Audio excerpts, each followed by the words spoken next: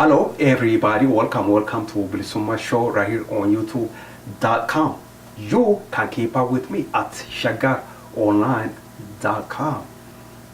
If you watch this show, you know that I talk about Mr. Bekele many times on this show, and the only person that I think, the only organization that I think could help Bekele Gerbu get out of quality prison is Jal Leta. Yes, I think Jal Leta knows these people, the TPLF, the elites, the ruling class over there inside Oromia, and I think Jal Leta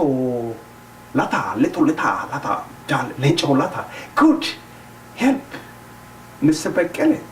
Yes, in what way, you may ask?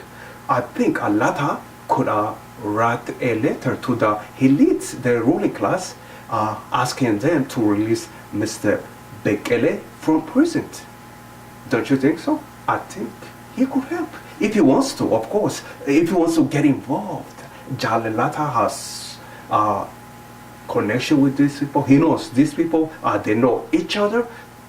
And in my opinion, I think Leta, the leader of ODF, yes, ODF could help Bekele Gerbu get out of prison.